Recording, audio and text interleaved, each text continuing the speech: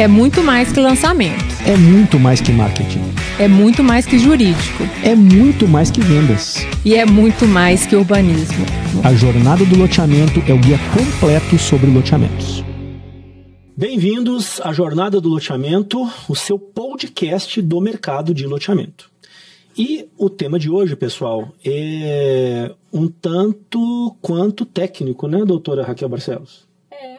Exatamente. A gente sempre fala aqui muito sobre análise documental, prévia, antes de fechamento de contrato de parceria, due diligence documental profunda dos antigos proprietários, dos atuais proprietários, etc.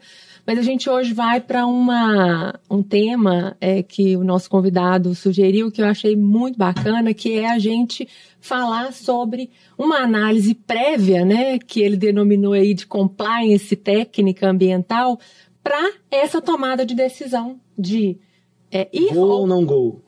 Go, let's go ou no go. Com foco na parte ambiental. Técnica ambiental. No mesmo jeito que a gente tem a due diligence, que tem análise documental, né, assim, que nós já temos isso no outro podcast, é uma análise que tem o propósito de dizer go ou não go, mas com um olhar ambiental. Com um olhar técnico também ambiental. Um pouquinho urbanístico também.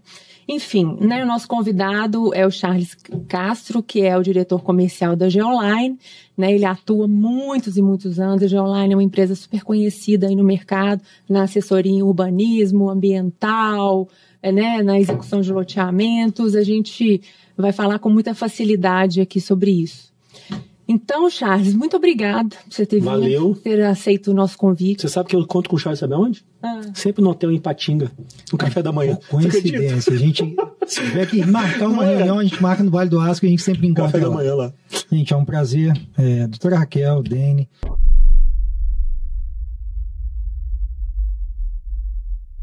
Prazer a gente estar aqui e conversar um pouquinho sobre um tema que é interessantíssimo, né?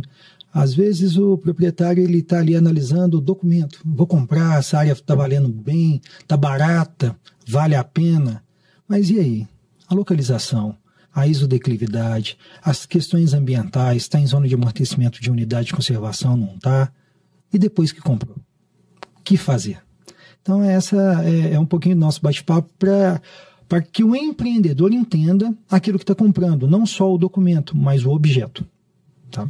E que primeiro passo que ele dá, Charles, nessa análise aí, né? Você falou de vários fatores que tem que ser observados. O mais interessante é quando, às vezes, chega o cliente na Geoline, estou com essa área. Documento dela eu já analisei, está ok, tem certidão vintenária, não tem nenhum objeto de pé, não tem nenhum ônus, ela está muito boa, vou comprar. Analisa para a gente, para ver o que dá para fazer. Aí a primeira pergunta que a gente faz, a gente reporta ao cliente. Qual é o seu objetivo?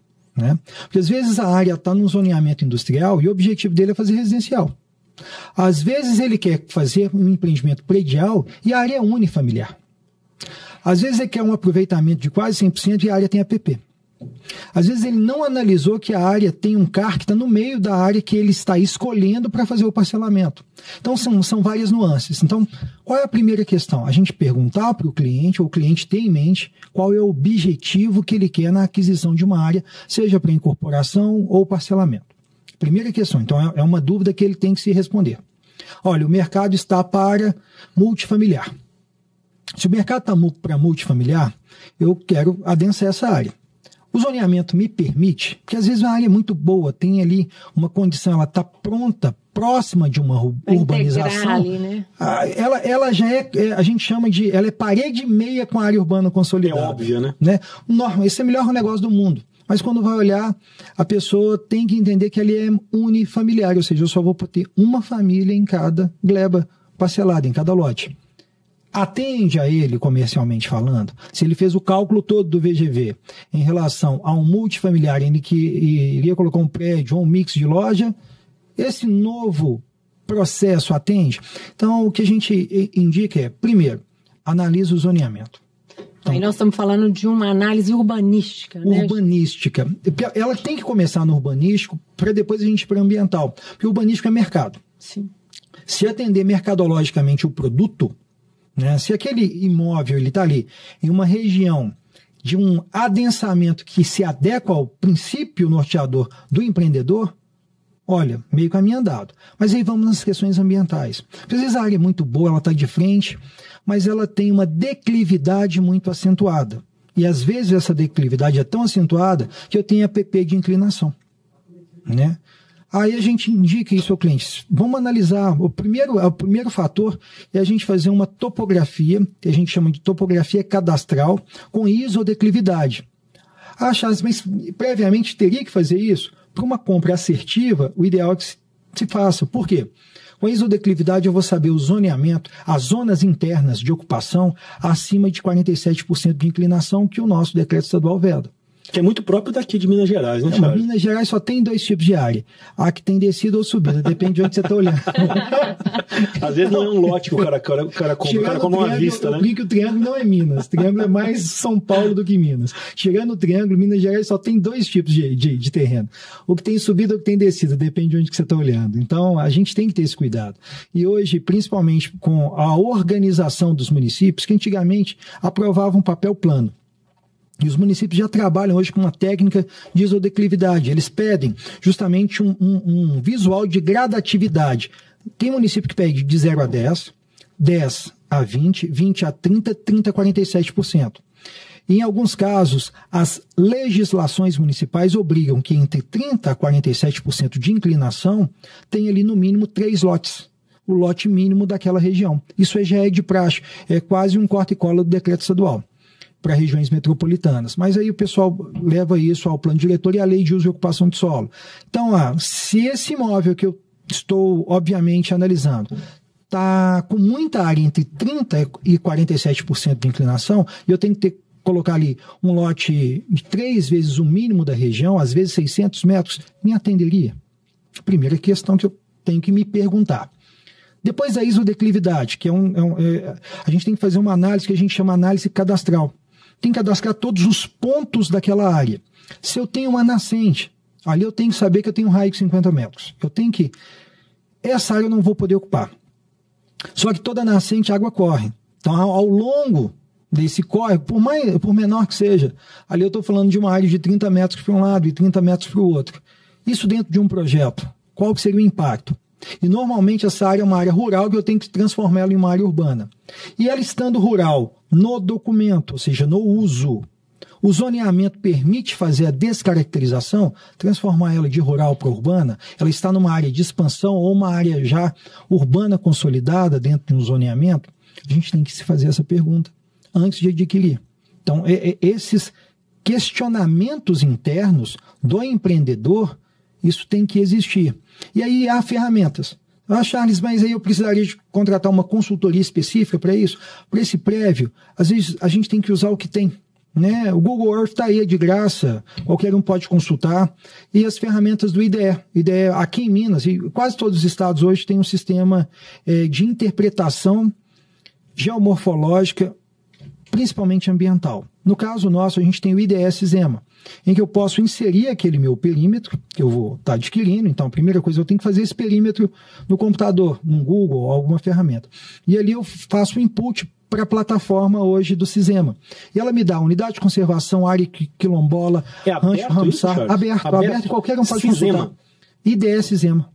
IDS Zema. IDS Zema. Digitou no Google IDS Zema e a ferramenta é autoexplicativa. E quem não... Ah, Charles, mas às vezes eu tenho dificuldade com a internet. Às vezes... E é difícil, porque é um negócio que depois que você usa todo dia, para você sabe onde tem a janela, você sabe onde que busca, você sabe quais são os elementos.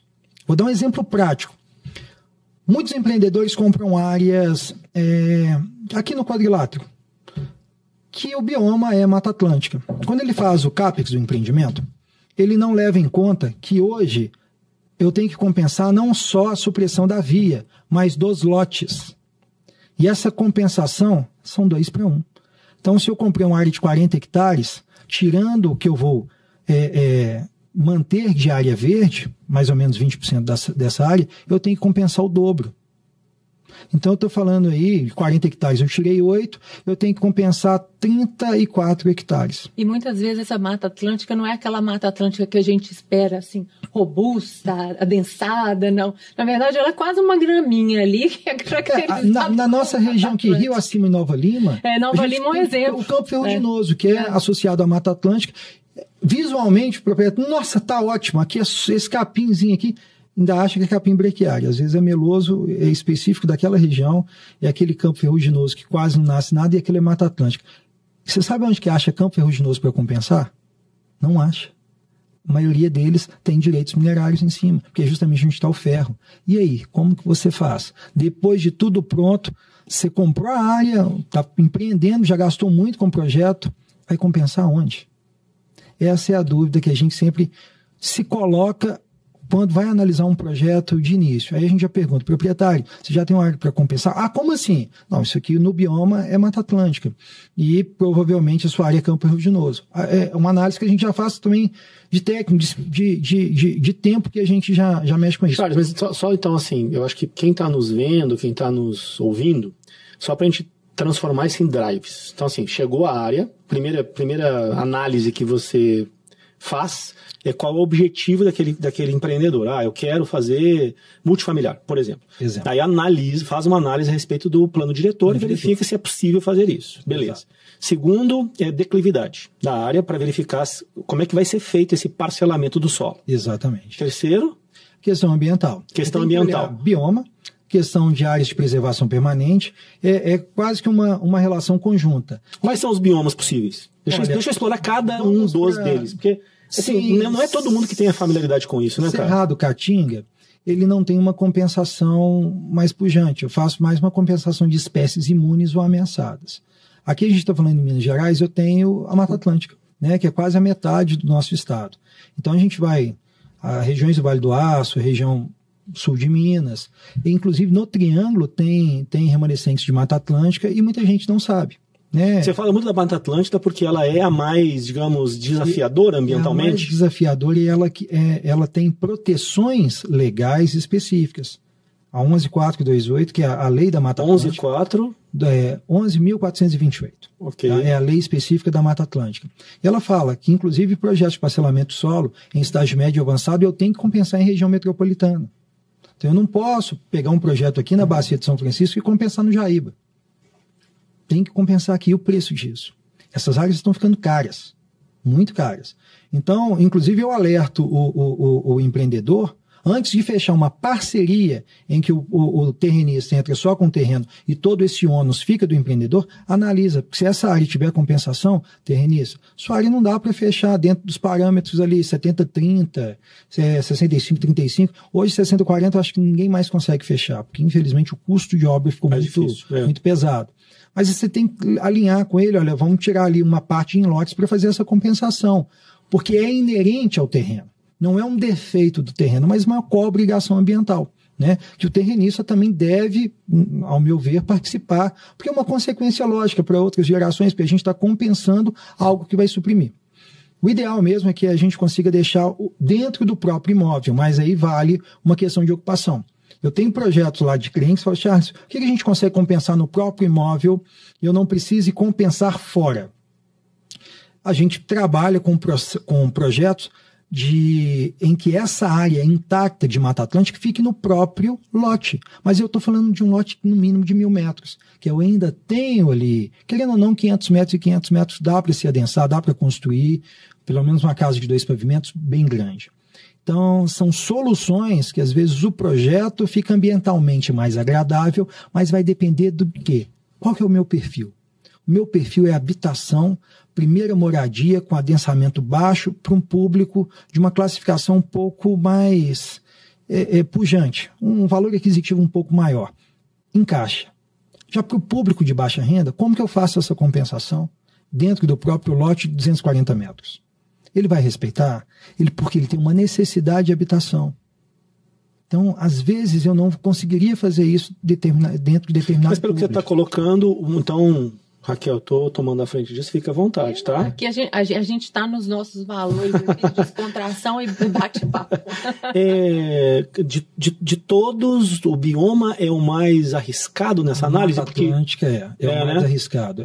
Porque, por exemplo, você está falando aí, eu vou desenvolver um loteamento para classe mais econômica, vamos colocar assim. Isso. É impensável, então, eu fazer numa área de Mata Atlântica. Se você tiver hoje uma área adjacente, na região metropolitana, com um custo barato, uma área dentro de unidade de conservação com um custo barato, analisa antes e compra antes essa área, porque ela está sendo inflacionada. O interessante é que essa parte de compensação, ainda eu vim do órgão ambiental, fui da Unesco, emprestado ao IEF, e quem criou essa parte de compensação de reserva legal e compensação de área dentro de unidade de conservação fui eu, porque eu vi esse problema na prática, eu trabalhava com regularização fundiária. E o que é interessante, só abrindo um parêntese aqui, isso é interessante para o empreendedor pegar esse gatilho, porque de custo vai desonerar muito. Vamos supor que eu faça essa compensação em uma área, uma fazenda que eu adquiri, também com Mata Atlântica.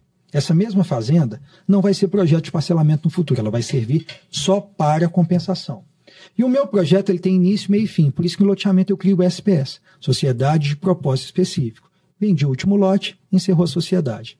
Vendi o último lote. E quem vai tomar conta dessa área que eu fiz a compensação para aquele loteamento que eu já não tenho mais nada, nem um pedacinho de terra? Rua é do município e lote, cada uma unidade individual. Eu fico corresponsável por cuidar daquilo o resto da vida e mais 6 meses. E ninguém mais 6 meses. Essa conta foi ótima. Eu tenho o prazo de inventário para passar para os filhos. Eu brinco muito com isso. Empreendedor, você vai comprar essa área, você vai manter o resto da vida, mas você olha por que mais 6 meses? Porque o resto você abrir o inventário, já ter ali os herdeiros para tomar conta para você. Não adianta. Então, quando a gente aconselha, gente, faz essa aquisição em unidade de conservação e de proteção integral. Por quê? Primeiro porque a lei autoriza.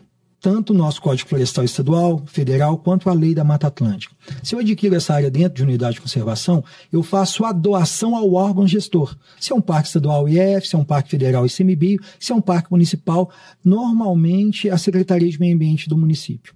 Então eu adquiro essa unidade. Na maioria das vezes ela é carente de regularização, ou seja, o Estado cria, o município cria ou a União cria, mas não indeniza.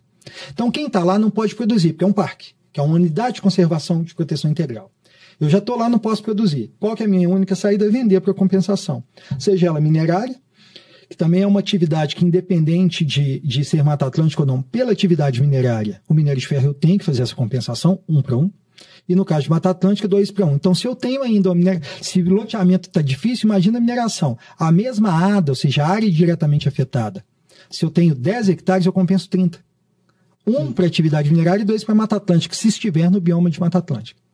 Tá? Então, tem que olhar. Então, isso é CAPEX, isso é pré-orçamento de implantação. Hoje, o empreendedor que não fizer isso, ele está fora do mercado. Porque antigamente a gente brincava, loteamento aceita desaforo. Hoje não aceita mais, não. Então, você tem que fazer a conta antes. Então, por isso que é interessante fazer essa aquisição em uma unidade de conservação e doar ao órgão gestor, porque eu fico isento da manutenção. E esse custo de isenção da manutenção, ele é incalculável.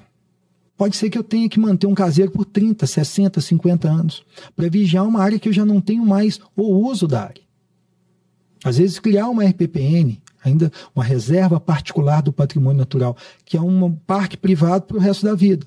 Talvez para uma grande mineração, igual a Vale que tem valores em bolsa, que tem toda a questão de compliance ambiental mesmo, de conservação, seja um negócio para o marketing positivo. Mas às vezes um incorporador que tem um ou outro projeto naquela região já não compensa tanto. Tá? Então a gente tem que levar esses dados. Por isso que Mata Atlântica não é que é um vespeiro, mas que eu tenho que fazer conta. Não, mas eu já fiquei com medo. Tem que fazer conta. Ô Charles, você falou de uma questão ambiental aí do bioma, que dependendo, fazendo cálculo aí, a gente chega numa viabilidade de loteamento ou, enfim, de outro tipo de empreendimento. Agora, você já passou por uma situação, ou você indica uma situação assim que não, é bomba na hora? Quando eu tenho misto declividade, solo hidromórfico e bioma. Explica aí. Chama Minas Gerais. Porque, vamos assim, imaginar. eu vou falar assim, eu tô falando assim, é uma situação que não precisa nem de muita análise, né? Você chegou, o cara achou, nossa, mas essa área é maravilhosa, a localização é maravilhosa, vai dar um empreendimento que eu já pensei assim. Aí ele chegou e falou assim, você falou assim, não. Imagina isso é caso prático, tá? Imagina aquele terreno que está na beira da rodovia, ele já é expansão urbana, não foi verificada a questão ambiental, então não foi colocado a área como ZEPAM, Zona de Proteção Ambiental. Ele tem 2 morros encravados e no meio aquela baixada linda daquele capim, que está sempre verdinho. Você olhou de cima da rodovia, o terreno é maravilhoso, vou fechar com esse terrenista. Você pisou lá, sua botina abaixou no mínimo uns 30 centímetros. Declivoso de um lado, onde que você ia julgar a sua área verde, só que onde que você vai parcelar, ela não sustenta o seu peso e o solo já encharca. Como você vai colocar uma rua? Como você vai colocar uma casa? A não ser palafita. Essa área é um solo hidromórfico, ou seja, ele tem uma geomorfologia com água, são micronascentes, chamado brejo. Está muito bonito eu olhando, está verdinho, ele não serve para habitação humana.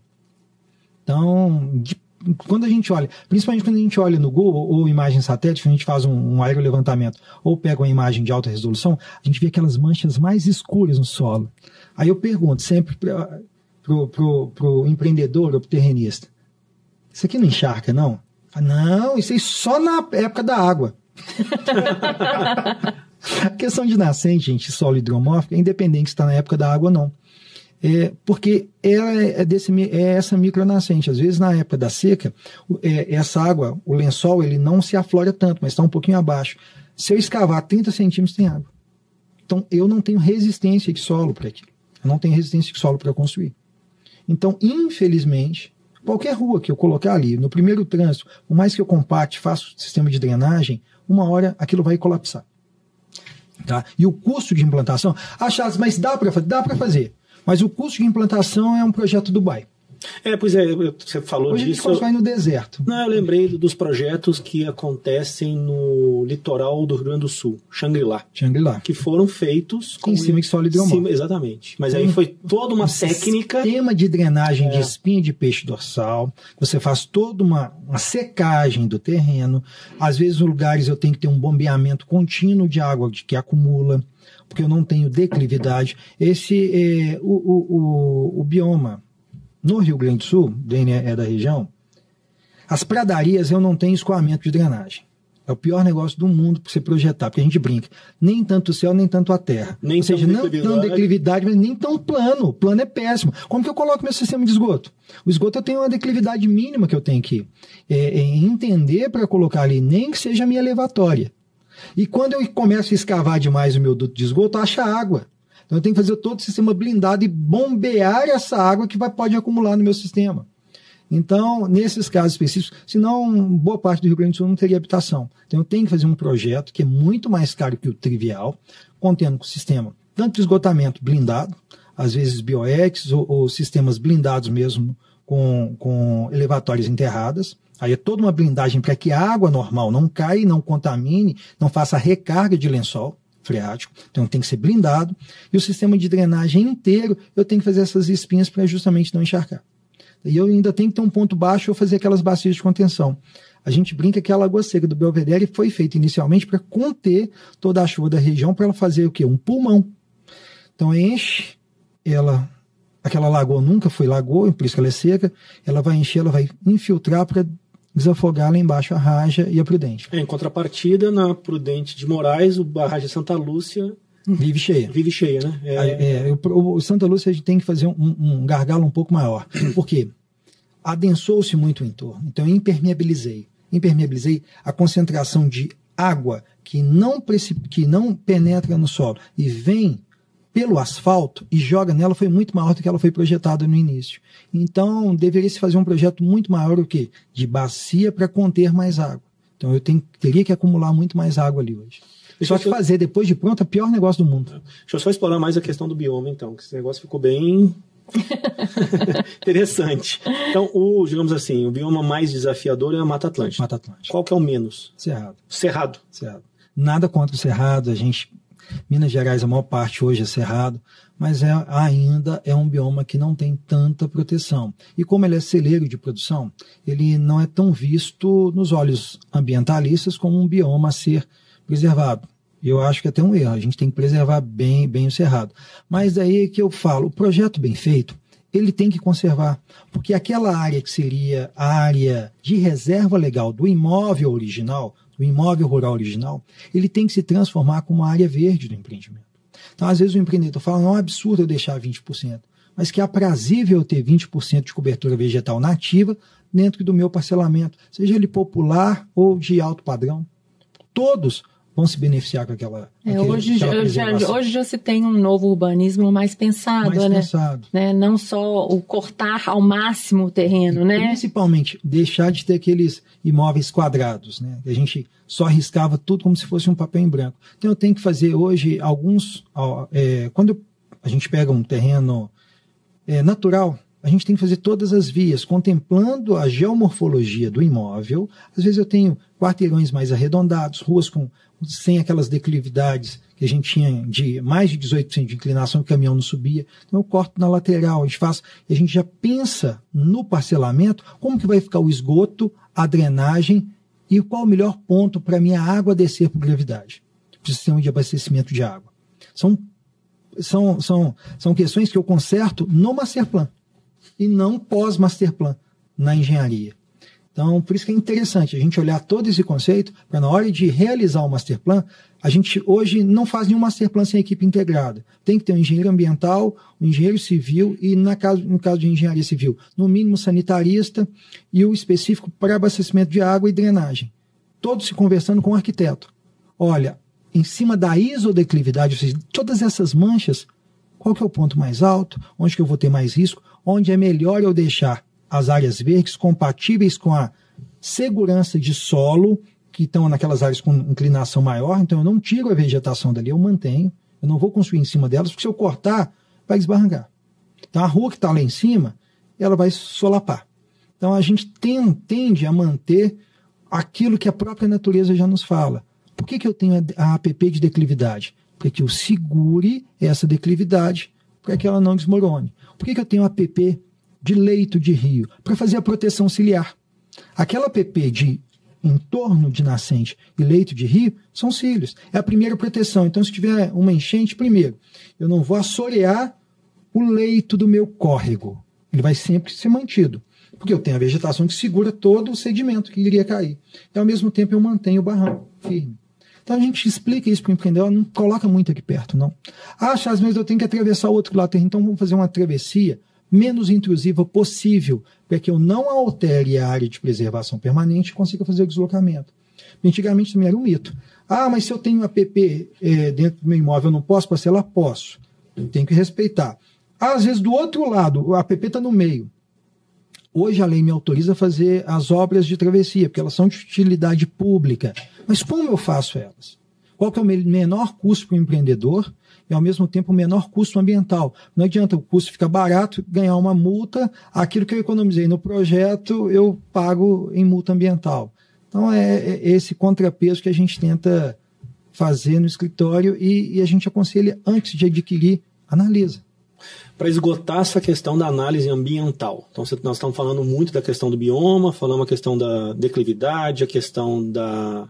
Como é que é? Da questão de encharcar? Solo hidromórfico. Solo hidromórfico. Nossa Senhora, hein? Mais uma palavra para o nosso dicionário. Que mais? Qual outra análise? Ambiental. Zona de amortecimento de unidade de conservação. Pouca gente analisa. Alguns empreendimentos na região de Escarpas foram embargados.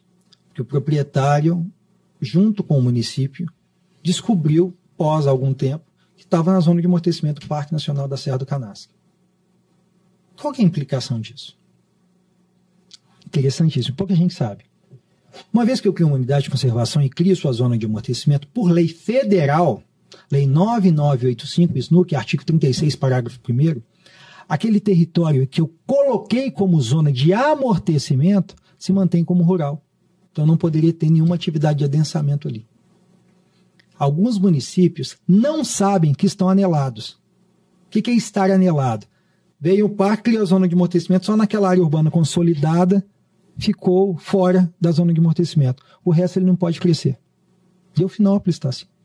E alguns outros naquela região. Diante de situações assim, a gente já vivenciou decisões de fazer a divisão rural. desmembramento rural, por essa situação. Aí faz chacreamento. E, infelizmente, o que vai acontecer no futuro? Desde que tenha destinação rural. E esse chacreamento no futuro, gente, querendo ou não, essa área já, em tese, desde o início, ela tem vocação urbana. Né? Porque ela está ali... Muito próxima, muito próxima. O que vai acontecer? 4 vão comprar juntos, cada um 5 mil metros. Esses 5 mil metros vai ter um filho, é muito grande, vai partir, vai virar o parcelamento irregular, que é o erro. A CONAMA 428, quando foi feita, por coincidência, quem justificou ela no púlpito da CONAMA, sim, fui eu. Eu representava o estado de Minas Gerais.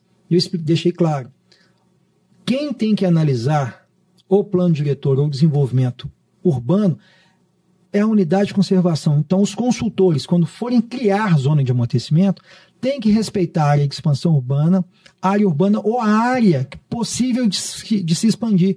Porque, senão, o órgão gestor, seja ICMBio ou IEF, eles vão gerar um problema social gigantesco. É inevitável a ocupação, né? A gente está falando de um parque, a gente está indo longe no Canastra. Rola Moça, Ibirité. Do lado tem esse problema. Do lado. A gente está falando aqui, vizinho nosso tem esse problema do Parque do Rola Moça. Está errado, não. Mas como fazer essa simbiose, essa ajuda entre zona de amortecimento e plano diretor? O que seria o ideal? Todo plano diretor, quando estivesse próximo de uma unidade de conservação, fizesse áreas menos adensadas. 1.000 metros, por ocupação unifamiliar. Então, vamos zerar o impacto. E, preferencialmente, que a área verde fique à borda da unidade.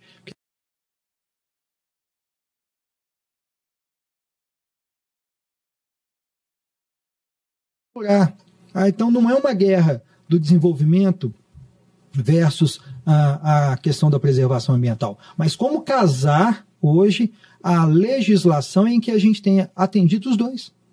É o desenvolvimento sustentável, que seria ideal.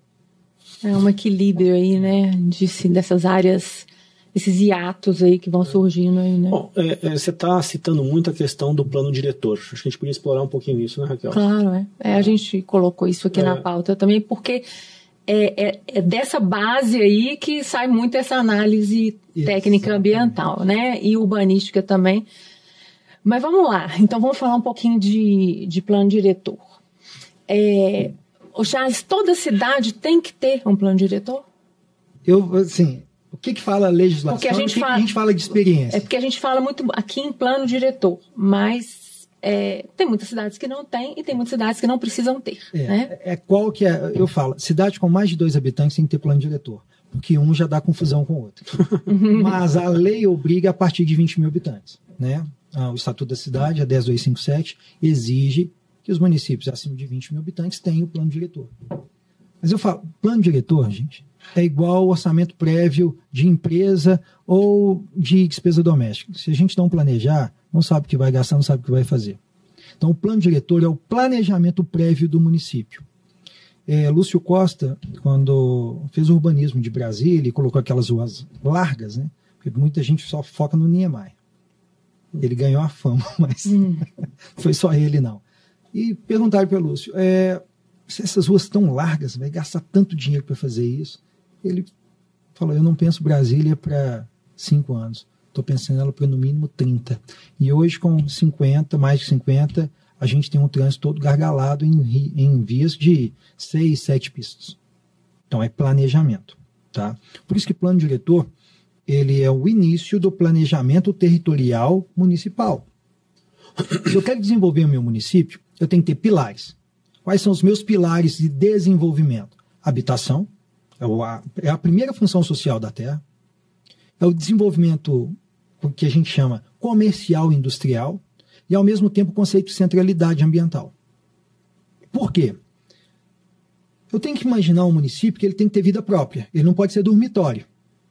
Eu vou criar um município dormitório para atender indústrias do meu município vizinho. O que vai acontecer? Eu não agrego nem identidade sentimental àquele município. Ele fica moradia. A gente está fazendo hoje o plano diretor de Santana do Paraíso. E Santana, por muitos anos, ficou visto como uma área dormitória de Patinga. E o que a gente quer hoje no plano diretor de Santana do Paraíso? Desmistificar isso. A pessoa que mora em Santana, ela tem que ter emprego e lazer em Santana. Para isso, o que eu tenho que fazer? Eu tenho que dar base para que a iniciativa privada possa se desenvolver ali. Como? Com um bom plano diretor, com áreas industriais. Acho que as indústrias sempre poluem, nem todas as indústrias poluem. E mesmo as que poluem, eu posso fazer o cinturão verde no próprio distrito industrial. Eu ainda assim consigo, porque, querendo ou não, toda atividade humana ela gera impacto, toda. Né? Até aquele ambientalista que não tem carro, se ele usa bicicleta, ela foi feita de um aço, de um alumínio, que foi minerado. Então, toda atividade humana gera impacto. Qual a melhor forma de se fazer esse conceito? Eu tenho que ter a centralidade. Então, eu tenho que ter emprego, perto de moradia, mas sem impactar. Eu não pode ser tão perto que o barulho incomode e não tão longe que eu tenho que depender do transporte público pujante. Primeiro conceito. Segundo, se eu tenho área industrial, eu tenho que ter área comercial, porque eu tenho que ter um lugar onde vender o produto que eu estou produzindo. E se eu tenho comércio, eu tenho que ter habitação. Sem habitação, eu não faço um comércio vivo. Então, este conceito, eu tenho que aplicar ele numa cidade como um todo. E como fazer isso? Primeira coisa que a gente olha são os corredores logísticos. Esse município ele é provido de algum corredor logístico, uma rodovia, uma via de trânsito rápido. Sob elas, eu coloco as atividades que mais vão adensar. Multifamiliares, comerciais e industriais. Deixando sempre para as zonas menos rápidas, de deslocamento rápido, as unidades unifamiliares. Né? Porque eu vou fazer o efeito contrário. Se eu tenho uma unidade unifamiliar, é uma só família que está ali, então eu não vou impactar tanto o meu trânsito. Então eu consigo ter mobilidade dentro do município. Quando a gente fala que, mas só a partir de 20 mil que isso é obrigatório. Mas será que, prefeito, você com 10 mil não quer que o seu município cresça? Chega para 20, 30, 40 mil habitantes? Faça o plano diretor. Programe-se para crescer. Porque o que mais mata hoje o empreendedor, principalmente indústria, a gente trabalha com muita indústria, principalmente no sul de Minas. Acha uma área linda na Fernão Dias. Trânsito São Paulo e Belo Horizonte. Ideal. Quando vai olhar, zona rural. O município não teve o cuidado, mesmo aqueles municípios pequenos, que estão pegando ali a carona de Pouso Alegre e Extrema, eles não estão pensando, se Pouso Alegre cresceu ao longo da Fernão Dias, Extrema está assim, crescendo ao longo da Fernão Dias, por que não criar zonas comerciais e industriais ao longo da Fernão Dias? Ali ficou muito industrial, né, Charles? É natural, gente. As empresas têm os dois grandes mercados, Belo Horizonte e São Paulo. E a gente fala, não é Belo Horizonte, é região metropolitana de Belo Horizonte, região metropolitana de São Paulo. Eu estou no meio, trânsito para um lado, trânsito para o outro, deslocamento rápido. Se eu não tiver aquelas áreas ali próprias para este uso industrial, eu vou para onde? Aí eu vou fazer uma indústria dentro de São Paulo, dentro de Belo Horizonte, a gente nem tem área aqui mais em Belo Horizonte para isso. Então eu tenho que ir para uma área adjacente, mas desde que ela comporte. Então o município que tem que ter esse insight, olha, eu tenho que pegar uma área de um trânsito rápido, eu não vou deixar ali virar chacreamento. Vai virar chacreamento e depois ainda me dá dor de cabeça, porque é população, chacreamento, criança indo para a rodovia. Não, é industrial, fechada, tem todo um controle de trânsito e tráfego. Então eu vou privilegiar essas áreas para industriais. Ao fundo, eu vou fazendo todo o processo de ocupação, até encostar no meu município, na zona urbana consolidada. Eu tenho uma dúvida sobre o plano diretor específico. Assim, muitas vezes, quando eu estou na mesa discutindo com os loteadores, muitas vezes a gente analisa áreas para verificar se elas são, digamos, interessantes do ponto de vista comercial. Discute-se sobre áreas que são muito boas e que estão em zona rural. Ou seja, só permite glebas de 2 ou 3 hectares. Módulo fiscal da cidade. Da cidade. E aí se discute muito assim, não vale a pena o esforço para modificar isso junto ao município. Qual o nível de esforço que teria para isso? Qual o nível de desafio para isso? É uma dúvida minha. O pessoal não está errado, não. Tá? Não, imagino que você vai ter que... Antigamente era muito fácil. Se chegava com um projeto com a área, para o prefeito amigo, coloca aqui como expansão urbana, era decreto. Depois Era decreto. Decreto, sabe? Depois do Estatuto da Cidade mudou tudo. Ou eu vou rever essa ocupação no plano diretor, na revisão do plano diretor a cada 5 anos, e pasmem, poucos municípios fazem isso. A cada 5 anos o município tem direito de fazer isso. Eu teria que rever. Tem que rever? Tem, por lei eu tenho. Por lei. Porque o município é uma forma orgânica de crescimento. Lógico. Todo dia nasce gente, todo dia eu tenho necessidade de empresa, todo dia eu tenho necessidade de ocupação. Então eu tenho que planejar. Então eu tenho que rever. Tem mudanças também que ocorrem, por exemplo, Brumadinho. Olha a mudança de uso daquela cidade. Região como todo. Né? E o plano diretor lá, acho que, se não me engano, ele demorou anos para ser revisto. E no meio da revisão aconteceu a tragédia. Então o plano diretor antigo caiu por terra. Assim, por exemplo, outra reclamação é o município de Esmeraldas, né, que está sendo discutido o plano diretor. Vou chutar um número aqui. Esmeraldas, gente. 10 anos, isso vai para 10 anos. Pois é. Eu lembro que a gente fez para a legislatura, para a primeira, que fez todo o mapa de zoneamento de Esmeraldas. Isso tem 10 anos. Até hoje. Aí entra o prefeito, não concorda com aquele anterior, denuncia, coloca o Ministério Público, é o achismo. Acabou a técnica. Então, ficou o achismo, que eu não acho, que privilegiou a fazenda de fulano, e de ciclano eu não faço, eu não quero, a Câmara briga e tal, mas ninguém está preocupado com a cidade. Esse que é o grande... Mas voltando à pergunta original, o que ele tem que fazer? O loteador fala assim, puxa vida, essa área aqui ela é maravilhosa. Existem saídas está na zona rural. E vamos partir da base que aquela cidade tem um plano diretor, né? Tem um plano diretor. Tem um plano diretor. Ela tem um plano diretor, está na zona rural, e é uma área muito boa e ela é interessantíssima, inclusive, para o município. Tem como alterar sem o plano diretor? Tem. Sem o plano diretor? Sem o plano diretor. O próprio Estatuto da Cidade, ele fala na expansão urbana específica, a ocupação urbana específica. É o artigo 42A e B. O que acontece na prática? Eu tenho que fazer um mini plano diretor para determinada área. Por isso que, às vezes, para o imóvel só, é dispendioso. Porque eu teria que contratar uma consultoria completa, audiências públicas, fazer todos os mapas de ocupação, fazer o pré-zoneamento e encaixar e ainda aprovar um projeto de lei. Então, tem que submeter ao Executivo e à Câmara juntos para aprovar aquele projeto. Então, o que eu tenho que fazer na prática? Um mini plano diretor para aquela região. Então, se fizer de uma fazenda, região para aquela fazenda. Se for só a fazenda, para aquela fazenda. Tá. Então, para aquela região que eu falo, porque a gente não pode personalizar por lei uma determinada área, é a região. Se a região tiver uma matrícula, ótimo, tiver 2, ótimo, tiver 3, ótimo, que é a região de crescimento. Eu não posso fazer ele personalizado para o CNPJ ou para o CPF. Perfeito. Tá? Tem que ser para a região. Por isso que essa audiência pública são dos moradores da região. E eles podem sugerir o aumento daquela área, diminuição, a colocação de algumas áreas de proteção ambiental, se ela tiver algum viés ambiental. Então, tudo isso é suscetível dentro desse projeto específico. E um outro mecanismo pouco usado é a ocupação urbana consorciada. Inclusive, eu altero o zoneamento já pré-estabelecido na ocupação. A ocupação ela é normalmente utilizada quando eu tenho um grande equipamento, um shopping. Determinado shopping, uma área tão boa, está ali vaga, eu tenho como fazer corredores logísticos, uma alça viária, alguma coisa assim. Eu não poderia transformar, já que eu tenho investimento pujante para um shopping, transformar aquela região, aquela zona, aquele zoneamento que era rural, ou mesmo residencial, em comercial misto, desde que eu tenha o que eu tenho que ter em mente na ocupação urbana? A contrapartida privada para o ganho público. Por quê? Não é só colocar o shopping ali, eu tenho uma via de 8 metros, não vai aguentar o trânsito. É ruim até para o shopping. Ah, mas eu vou, prefeitura, fazer toda uma via de ligação a um trânsito rápido, eu faço os anéis viários e ainda faço as transposições de vias, pontes, viadutos. E vou fazer todo o conceito logístico. Uma das ocupações consorciadas recentes, hoje é o estádio mais moderno do mundo que a gente tem aqui, que é a Arena MRV.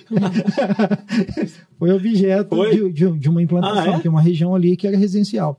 E hoje ganhou um grande equipamento melhor equipamento urbano do Brasil está lá hoje. Eu não posso falar nada, eu tô devendo uma afirmação que eu teve num outro podcast que eu falei que eu não torcia para nenhum time e é mentira. Eu estou torcendo para o Fortaleza. Mais em cima do fui no jogo do Fortaleza, junto com o pessoal da BLD lá, que eu fui presenteado com ingresso, semifinal, comprei uniforme, torci e falei, pronto, agora eu tenho um time. É o Fortaleza. Então, não brigo nem com os cruzeirenses, nem com os africanos. Você está numa fase de Ceará, né? Estou numa fase de Ceará.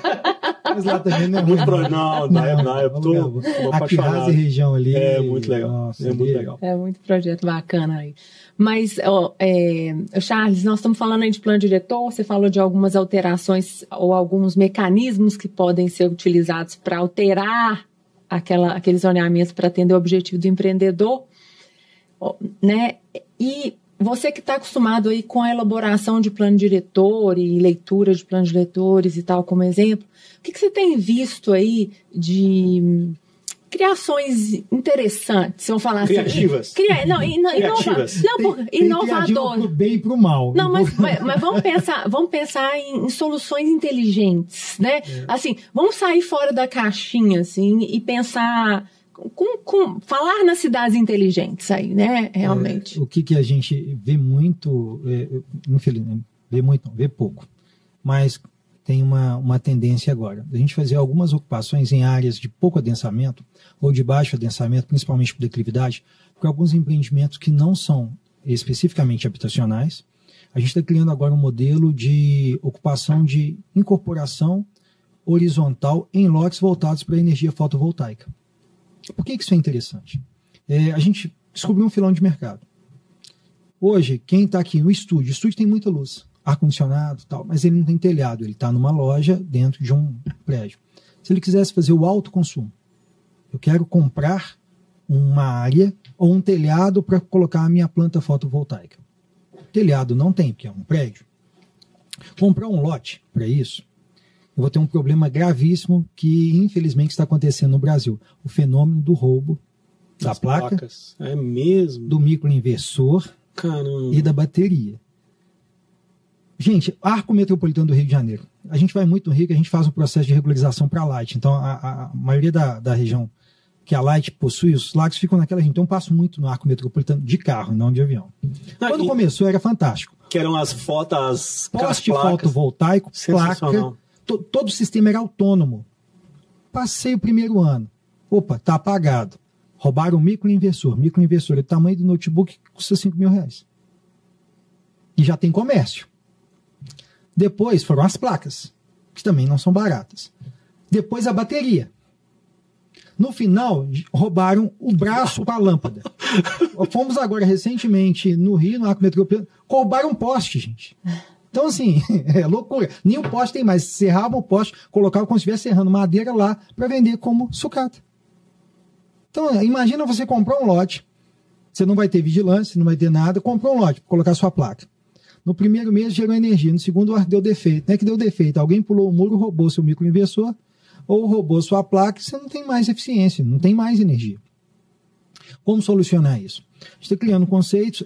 Santana vai ser um lugar desse, porque a gente é muito morrado e muito morro revoltado ao norte, onde que eu pego insolação total. Só que eu não preciso ter uma moradia de ocupação, mas eu posso ter um uso urbano para aquela área. Então, são as áreas vocacionadas para empreendimentos comerciais não habitacionais. Condomínio de placa fotovoltaica. Então, você de Belo Horizonte pode comprar um lote em Santana, colocar a sua microusina, que vai ter uma cogeração e, ao mesmo tempo, um corrateio de manutenção e vigilância, porque é todo cercado, vigia segurando, e uma limpeza. Isso é solução. Essa área brejosa que eu dei no início. Se ela está no meio da área brejosa, ela não tem muro, ela não tem sombra. O brejo, normalmente, ele está ali. E essa atividade, pouco impacto ambiental? Pouquíssimo. Por quê? Eu vou deixar de ter uma energia, uma fonte fóssil. Estou falando de uma energia renovável. Sim. Essa área, quando a gente faz o adensamento, a gente projeta para ocupar 100% do lote. A gente sempre faz lotes a partir de 1.000 metros, em que eu tenho uma parte não adensada. Por quê? Porque eu continuo tendo tanto infiltração de solo quanto iluminação. Então, o solo se permanece. Como eu não tenho ocupação, eu não tenho geração de resíduo.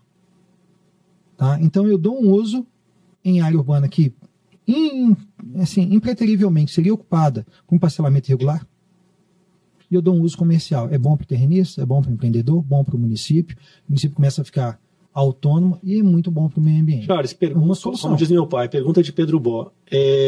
Existem áreas dos loteamentos que elas não são passíveis de serem transformadas em lote por uma questão de topografia, declividade.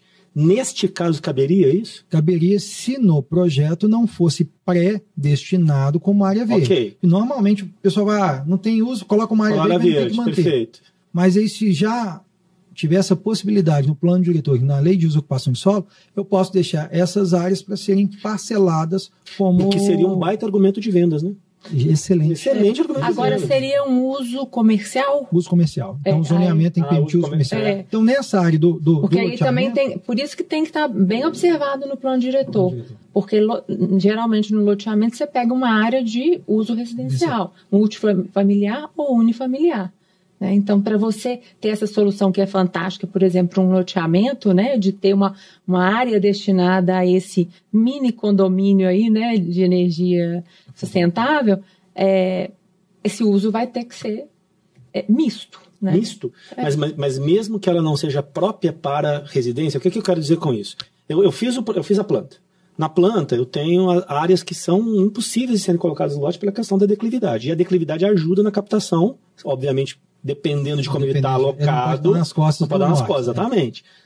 Se eu tiver a sorte de estar bem colocado, eu posso colocar placas ao invés de não ter nada lá. Exatamente. É isso que eu pensei. Exato. Aí essa área tem que ser o quê? Essa área ela tem que ser uso comercial. Então, o meu loteamento, essas são as alterações que o plano diretor tem que ter inteligência de poder ter flexibilidade. Se eu permito o meu parcelamento de solo residencial e nessa área, as áreas que são com declividade acima, eu posso ter uso comercial não habitacional. Ok, comercial não habitacional. Aí, às vezes, a gente até coloca explícito para geração de energia fotovoltaica ou eólica. Que tem hoje cataventos pequenos que geram energia tanto quanto a placa. Vai depender do vento. Quando o Ceará dá certo, que Minas dá muito não. Minas tem que ser o sol. Então, tem que prever isso. Então, aí a flexibilidade é do próprio analista. Olha, o plano diretor me autoriza a fazer essa parte mista, porque eu já vou ter uma RDU, ou seja, eu vou ter uma iluminação pública ligada ao sistema. Eu já vou ter o consumidor. Nada mais fácil que acoplar. Então, de dia em que a pessoa consome praticamente pouco, porque ela está no trabalho, estou gerando. Então, vamos supor que a minha linha de transmissão, a minha rede, é um metrô, que à noite eu chego, eu preciso da energia para chegar, e de dia eu estou gerando, eu coloco ela para o sistema. Quantas hidrelétricas, se a gente pensasse, isso não poderiam estar de dia enchendo de água, ou seja, fazendo o estoque e sendo ligadas à noite? Perfeito. É um sistema integrado. Tem mais algum ponto assim de plano diretor que você achou interessante, que você está tentando aplicar ou está estudando? Os municípios hoje eles já estão analisando a questão da incorporação imobiliária em lotes horizontais. É incorporação, não é parcelamento. Então, para alguns municípios que estão no colar metropolitano, não precisariam nem de aprovar na agência, porque aquilo ali é uma incorporação. Então, aquelas áreas são privadas, a rua é privada. Então, eu não tenho manutenção pública. Tem município que faz meio que um Frankenstein. Pega a lei de incorporação, cria a própria e exige área nacional, exige área verde, e existe um tanto de penduricalho onde a lei não versava. Mas essa é uma inovação se o município conseguir colocar a sepsia da lei, que é a incorporação, ou seja, deixa tudo para o próprio privado, ele vai manter tudo. O município só recebe IPTU. Né? Só IPTU, ele não tem que dar manutenção em via, não tem que coletar esgoto, coletar lixo. O sistema de esgoto pode ser autônomo.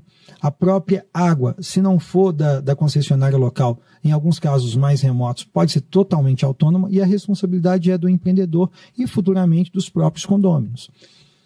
Uma outra questão interessantíssima, eu até citei. Só aproveitando, eu só acho que tem um desafio muito grande aí, que é o próprio, digamos, preconceito que existe em cima do empreendedor, de que ele está enriquecendo, está utilizando a área toda, que isso vai ser feito de forma inadequada e tal. Só que muitas vezes eu percebo uma dificuldade de compreensão pela área pública, é que hoje, se você fizer um produto que não atende às exigências de qualidade de vida para as pessoas, ele não vende. O mercado podia se regularizar, né? Deixar um pouco mais livre para o mercado. Eu converso muito com o prefeito e com vereadores. Quais são as 3 únicas receitas do município? IPTU, ITBI e ISS. Só que ISS, eu tenho minha empresa no município A. O município B vizinho cria um distrito industrial, vai me dar isenção por 10 anos, vai colocar um ponto de ônibus, uma linha para atender ali local e fala, pula que eu ainda monto seu galpão e financio para você o galpão em 5 anos. O que vai acontecer? Na hora. Quando eu crio um parcelamento, eu tenho como fazer isso? Eu mudo o IPTU, eu mudo o ITBI das futuras compras. Esse que, infelizmente, o município, a fonte de receita primária, que ele nunca deveria fechar os olhos, ele fecha. Às vezes, acha que o empreendedor urbano, aquele incorporador, é bandido.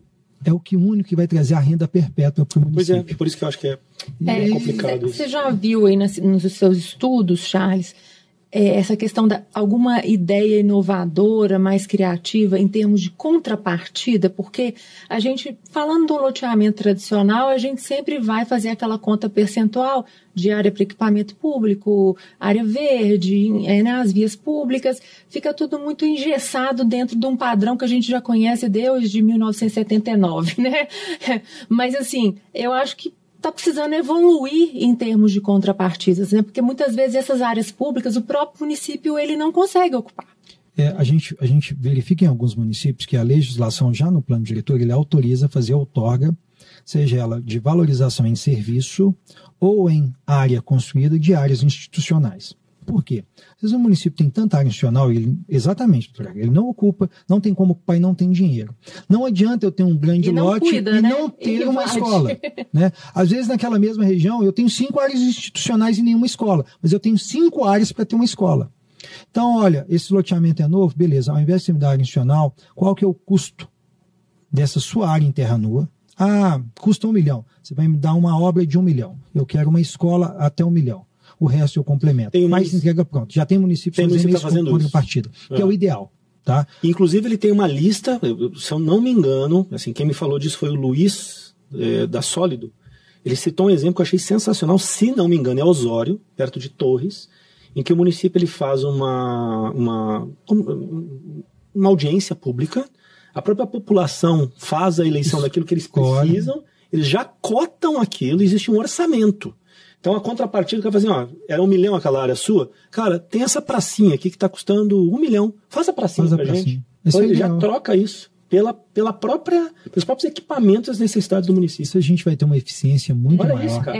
Mas é engraçado porque tradicionalmente essa construção da pracinha, ela vinha além da área institucional. Perfeito. ela não vinha em substituição, principalmente a pracinha que estava dentro do parcelamento, já tinha que entregar ela urbanizada. Mas assim, a gente fala que pracinha, mas pode ser escola, um hospital. Porque eu acho que a gente tem que equilibrar essa sensação de que o empreendedor é do mal, né? E que ele, na verdade, ele tem que equilibrar a conta dele e tem que fazer sentido e ele quer fazer um empreendimento interessante, né?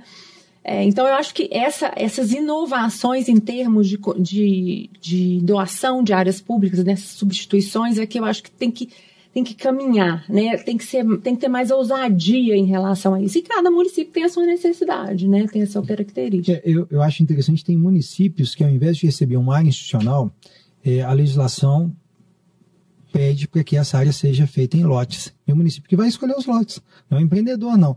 Faz o loteamento completo. Eu vou pegar 10% da sua área parcelada em lotes e vou escolher. Por quê?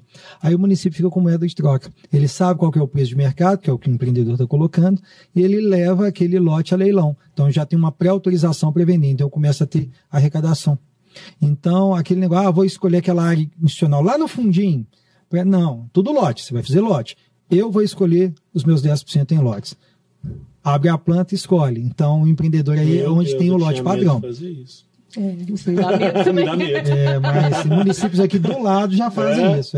Ixi. Tá? Não vou falar Lafayette não, mas aqui do lado já faz isso, tá? Escolhe lote. A gente pensa em incentivos mais modernos, o novo urbanismo, né? Uma coisa mais bacana. Então tem inovações pro bem. Gente. Não, e tem a outra inovação aqui, um município aqui também, a Jabuticaba, próximo da gente. Outorga onerosa de transformação de área rural para urbana. Isso é muito bonito e tal, é filosófico.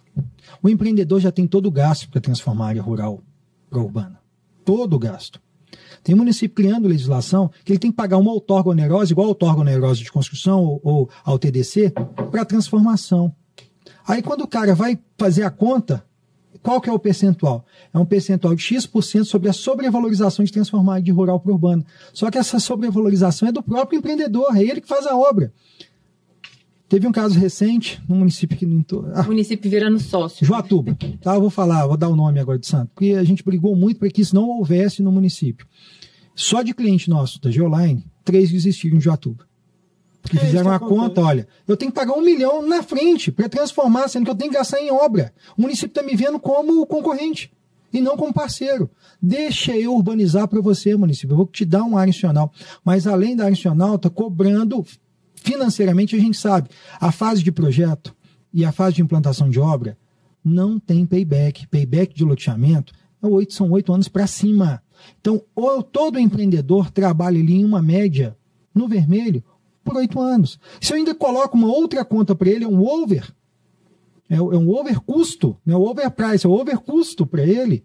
Acabou, ele vai para outro. Eu discuti isso muito na Câmara de Joatuba.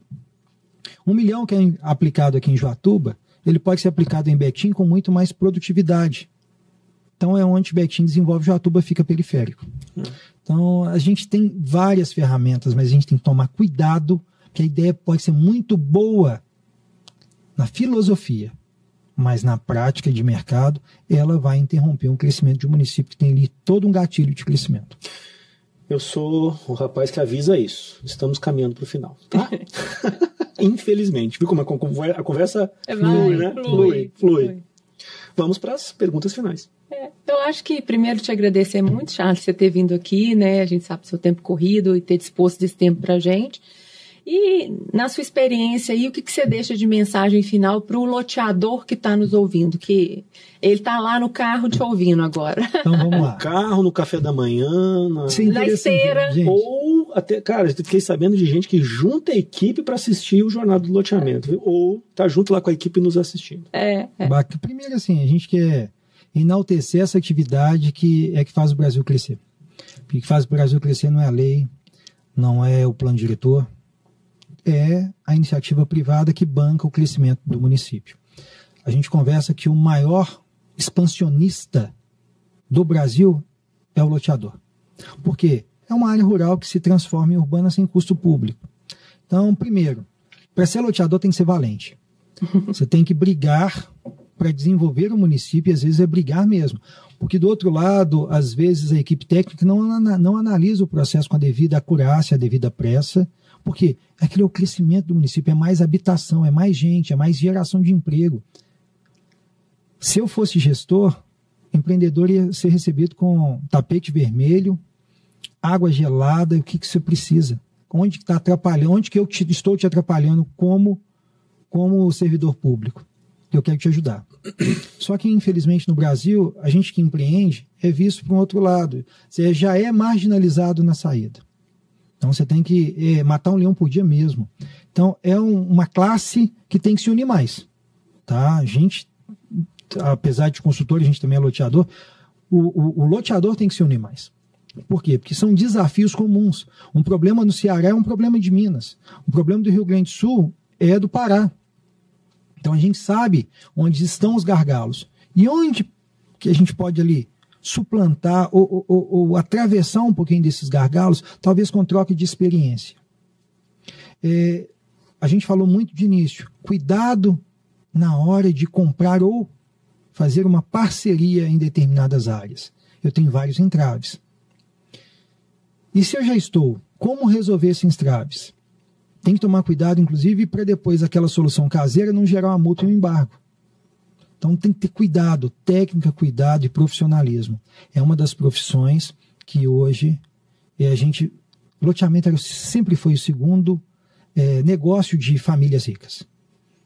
Hoje não. Hoje é o negócio de grandes incorporações, de grandes empresas loteadoras.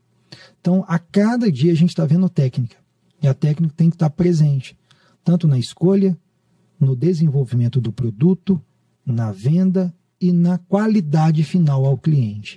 Então, se a gente conseguir unir todos esses passos, a tendência é que o mercado se estabilize por cima e não por baixo. Você está falando isso, Charles, eu vou aproveitar para explicar para quem estiver nos ouvindo, nos vendo, independente de estar na esteira, tomando café, no carro, etc.